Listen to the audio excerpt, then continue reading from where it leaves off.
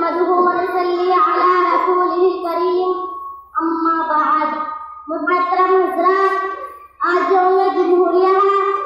आज की तारीख का हिंदुस्तानी कौम में बड़ा अजीम दिन माना जाता है, क्योंकि इसी दिन हमारा कानून नाफिज हुआ था। ये मुल्क हिंदुस्तान जन्नत में कहलाता है। हमारा यह वतन सुखी जनता का मुल्क है। इस मुल्क की सरजमीन पर बड़े बड़े वलियों ने जन्म लिया, बड़े बड़े अकाबिर पैदा हुए। अगर एक तरफ इस सरजमीन पर राम पैदा हुए, लक्ष्मण जन्मे, तो दूसरी तरफ इसी सरजमीन को ख्वाजा मुइनुद्दीन चिश्ती ने अपने तालीम और अपनी नूरानियत से इसको मुनव्वर किया। ये वतन सोने की चिड़िया कहलाता था। हम मुसलमानों को अपनी जान से ज्यादा अजीज है ये मुल्क।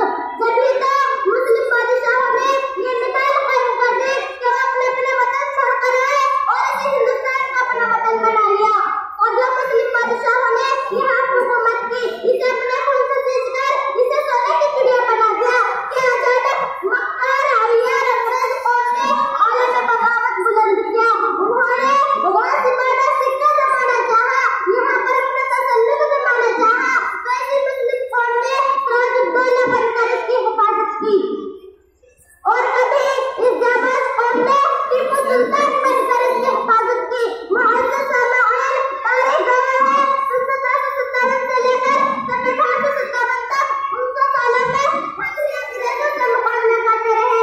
ये मुस्लिम कौम ही पाबंदियां चलाती रही। वह कौमों को लड़ना तो दूर, वो अंग्रेज की पुष्ट पनाही में थे। 19 सालों में माता मुसलमान के अलावा कोई नहीं मैदान में आया। संदेश थे जैसे रानी लक्ष्मीबाई वगैरह। सन 1857 में नाकामी के बाद भी हमने हिम्मत नहीं हारी, फिर आगे आए और मुकाबला किया। हमारे लाखों उलमा को दूल्हे का लटकाया गया, उन्हें तोप का गोला तो मारा गया, उन्हें शहीद किया गया। फिर हमारे अमीर ने सोचा कि अगर गांधी को साथ ले जाए तो मुमकिन है कि उनकी कौम भी साथ उठ खड़ी हो। चुनांचे गांधी जी को साथ लिया, उनकी कौम भी साथ आई। इस तरह से हमने मिलकर उन अंग्रेजों को मुल्क से भगाया। हज़रत आली कदर ये आजादी काफी मुश्किलों के बाद मिली है। हमने बहुत कुर्बानी दी है, जब इसको आजाद कराया है। आखिर में दुआ है अल्लाह हमारे इस मुल्क को नापाक इरादों से महफूज फरमाए। आमीन। व आखिरु दअवाना अल्हम्दुलिल्लाहि रब्बिल आलमीन।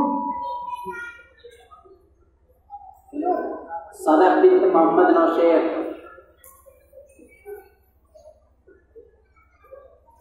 ये बच्चे आप हज़रात के सामने तराना पेश करेंगे। सदर